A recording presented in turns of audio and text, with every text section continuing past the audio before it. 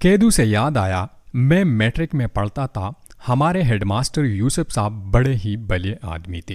वो मैट्रिक की तालिब इल्मों को हर साल बोर्ड एग्जाम्स शुरू होने से पहले रात को स्कूल की बिल्डिंग में मुफ्त पढ़ाया करते थे। हमारे मैट्रिक के एग्जाम्स को एक हफ्ता रहता था। फरवरी की एक सर्द रात थी। रियाजी पढ़ाने के बाद छुट्टी से पहले मास्टर साहब ने हमें खुद के लिखे हुए पंजाबी के चंद अशआर सुनाए, जिनमें हीर रांझा का तस्करा भी था। शेर सुनाने के बाद सर ने ऐसे ही पूछ लिया, आप लोगों को केदू के बारे में क्या ख्याल है। सर अपनी चुड़ी से हर लड़के की तरफ इशारा करते। वो जल्दी से अपनी जगह से उठकर एक जुमले में केदू के मुतालिक अपने ख्यालात का इजहार करता और फिर बैठ जाता। केदू बड़ा बेगैरत था जी। सर जी, वो बंग भी पीता था। मोहब्बत करने वालों का दुश्मन था सर जी। उसका चाल चलन भी ठीक नहीं था, इसीलिए तो उसकी शादी भी नहीं हुई थी। सर समेत सब लड़के हंस पड़े। कोई लड़का भी केदू को अच्छे कैरेक्टर का सर्टिफिकेट देने को तैयार नहीं था। ऐसे लंगड़े बंगी को कौन अपनी लड़की देता। जो कुछ उसने किया, मैं तो उसकी दूसरी टांग भी तोड़ देता। एक लड़का जारहाना अंदाज में बोला। शुक्र है वहां केदू नहीं था। उसका गुस्सा देखकर लगता था अगर केदू उस वक्त वहां होता तो मेरा क्लास फेलो कर भी गुजरता। मोहब्बत करने वालों का कातिल था। सीधी सी बात है सर जी, वो सीढ़िया यानी विलन था।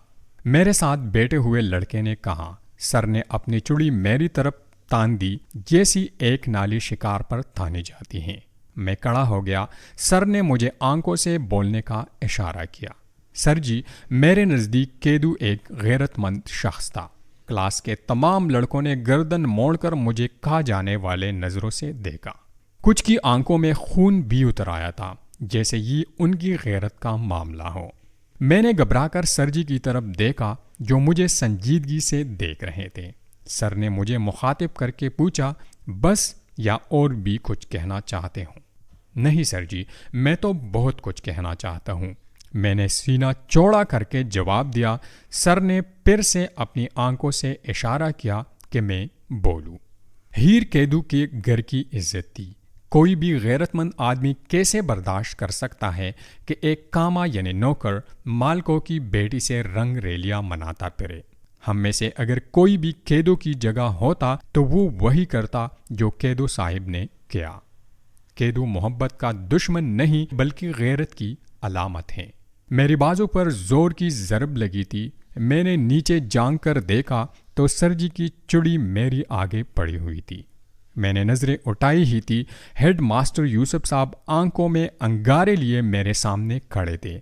उन्होंने एक जोरदार तमाचा मेरे गाल पर रखते हुए कहा, वड्डा केदूदा हमायती। कोई इस वक्त मुझे जहर ला दे तो मैं वो भी खा लूँ। सुंदस ने अपनी भूख की शिद्दत की आखिरी हद भी बयान कर दी। बिस्मा, मैं कैंटीन से कुछ लेकर आती हूँ। निदा को ये हल ही सूझा था सुंदस का मुंह बंद करवाने के लिए। बिस्मा ने भी अपनी खामोशी से अपनी रजामंदी दे दी थी। मुझे नहीं खाना कैंटीन से कुछ भी। कितने कितने दिनों का बासी होता है। सुंदस किसी जिद्दी बच्ची की तरह बूली सूरत बनाकर मुझे कहने लगी, महरोज भाई, आपके होते हुए निदा कुछ लाते हुए अच्छे लगेगी क्या? वो सुंदस का तंज था या सवाल? उस वक्त मुझे कुछ समझ नहीं आई थी। आखिर क्या चाहती हो तुम? निदा ने बेजारी से पूछा। पास ही राहत बेकरी है, वहां चलते हैं ना? वहां से कुछ काकर आते हैं। सुंदस ने दिल के इरादे जाहिर कर दिए। तुम्हारा दिमाग तो ठीक है, नानी अंदर बीमार पड़ी है, हम उनकी तीमारदारी के लिए आए हैं और तुम्हें सैर सपाटे सूझ रहे हैं। बिस्मा का दूध की तरह सफ़ेद मुकड़ा उस वक्त टमाटर की तरह लाल हो गया था। मैंने जिंदगी में सिर्फ एक बार ही बिस्मा को गुस्से में देखा है और वो उस दिन देखा था। राहत बेकरी से तुमने जो खाना है वो बता दो, यही मंगवा लेते हैं। निदा ने जल्दी से अपनी तजवीज़ पेश की थी, जो कि बिस्मा को बिल्कुल भी पसंद न आई। बिस्मा ने तीखी निगाह निदा पर डाली। ये ठीक है। सुंदस ने चुटकी बजाते हुए अपनी रजामंदी जाहिर कर दी। साथ ही जो खाना था वो भी बोल दिया। मैं तो बर्गर खाऊंगी। मैं भी। ندا نے بھی سندس کی ہاں میں ہاں ملا دی۔ بسما نے میری طرف سوالیہ نظروں سے دیکھا۔ میں آج تک اس کا وہ دیکھنا نہیں بھول سکا جس میں وہ سوال، معذرت، مجبوری اور سب سے بڑھ کر محبت تھی۔ تم کیا کہو گی؟ میں نے بھی الفت ہی سے پوچھا۔ جو تم کھلاؤ گے۔ بسما نے بولنے میں کنجوسی سے کام لیا، مگر اس کی نظریں اس دن سخی تھی۔ انہوں نے جی بھر کر مجھے دیکھا۔ میں تو وہ کام بھی نہ کر سکا۔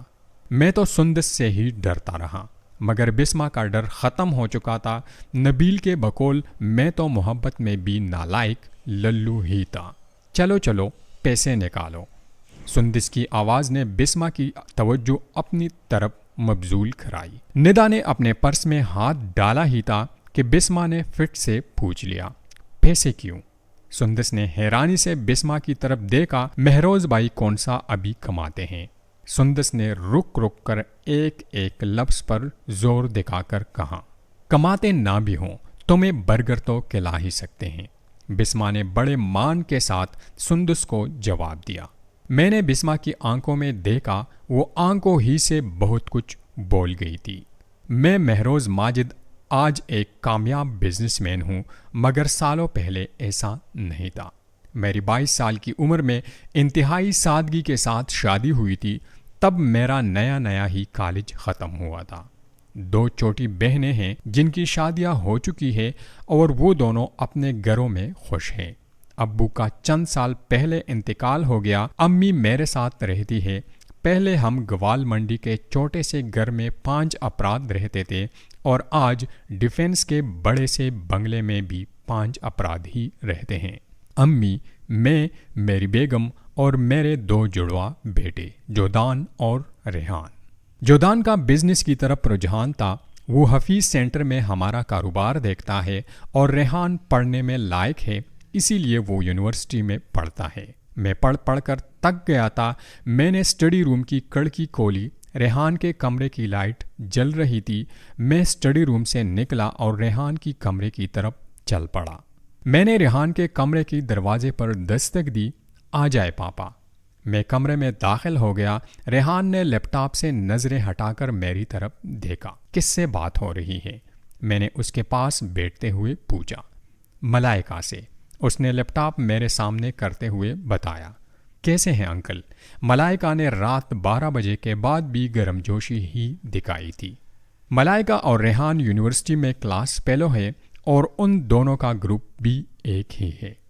اس سے پہلے میں کچھ بولتا، ملائکہ نے اگلا سوال پوچھ لیا۔ انکل، آپ سوئے نہیں ابھی تک؟ میں اپنے اسٹڈی روم میں تھا۔ آپ کی سٹوری ابھی تک کمپلیٹ نہیں ہوئی؟ ملائکہ نے حیرت سے پوچھا۔ پروف ریڈنگ کر رہا ہوں۔ اس سے پہلے کہ ملائکہ آج پھر سے میری کہانی کے بارے میں پوچھتی، میں نے وہاں سے اٹھنا ہی بہتر سمجھا۔ میں ریحان کے کمرے سے نکل کر اپنے اسٹڈی روم میں آ گیا اور اپنی کہانی کا مسودہ لے کر پھر سے بیٹھ گیا۔